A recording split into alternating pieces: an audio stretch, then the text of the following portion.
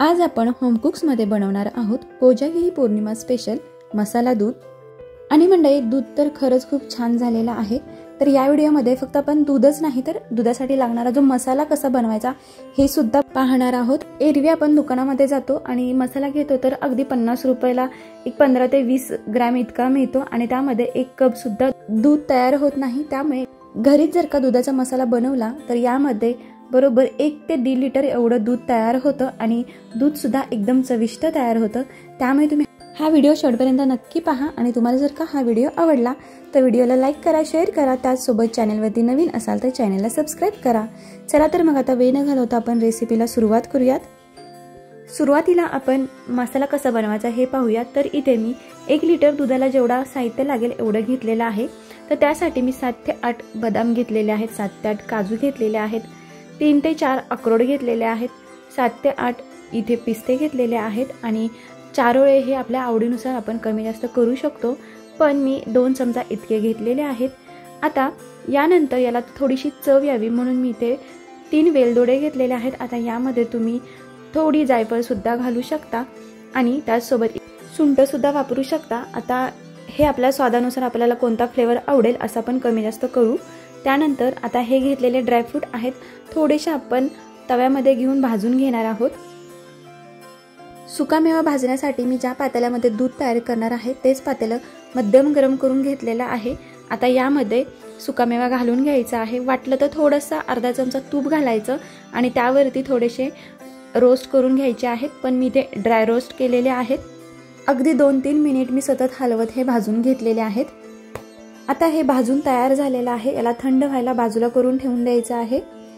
त्यासाठी मी हे एका प्लेटमध्ये ओतून घेते। यानंतर याच पातेल्यामध्ये 1 लिटर दूध मी गरम करायला ठेवलेलं आहे। तर मंडळी, हे दूध मी आधीच तापवलेलं होतं त्यामुळे मी साई सकट घेतलेलं आहे। या दुधाला खळखळून अशी उकळी येऊ द्यायची आहे, तोपर्यंत इथे मसाला तयार करून घेऊया। तर मसाला तयार करण्यासाठी थंड झालेले सुके मेवे सगळे मिक्सरच्या भांड्यामध्ये घालायचे आहेत आणि एकदम असे दरदरीत वाटून घ्यायचे आहेत, म्हणजे पूर्ण पावडर पण नको व्हायला आणि पूर्ण दाणेदार पण नको राहायला, अशा प्रकारे इथे वाटून घ्यायचं आहे। या ठिकाणी अगदी झटपट असा आपला मसाला तयार झालेला आहे। आता हा तयार झालेला मसाला या उकळलेल्या दुधामध्ये आपण घालायचा आहे। मसाला घातल्यानंतर एकसारखं एकजीव करून घ्यायचा आहे आणि पुन्हा या दुधाला उकळी येऊ द्यायची आहे। इथे दुधाला उकळी येते तोपर्यंत मी 50 ग्रॅम एवढी दुधाची पावडर थंड दुधामध्ये मिक्स करून घेतलेली आहे। आता उकळी आल्यानंतर या दुधामध्ये ती पावडर घालायची आहे।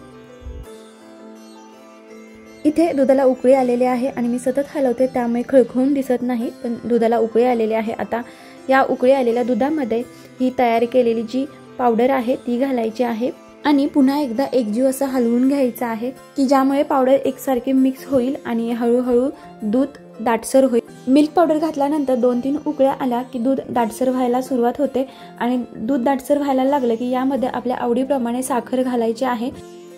मी या ठिकाणी 1.5 वाटी एवढी साखर घातलेली आहे आणि साखर घातल्यानंतर एकसारखं मिक्स करायचं आहे आणि दुधाला उकळी येऊ द्यायची आहे।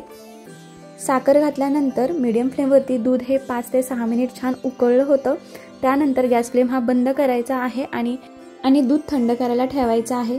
तर मंडळी, हे दूध जेव्हा मध्यम थंड होतं त्यानंतर प्यायला एकदम छान लागतं आणि यामध्ये थोडासा दाटसरपणा सुद्धा वाढतो आणि त्याला चव सुद्धा येते। तर मंडळी, इथे आपलं मसाला दूध तयार झालेलं आहे।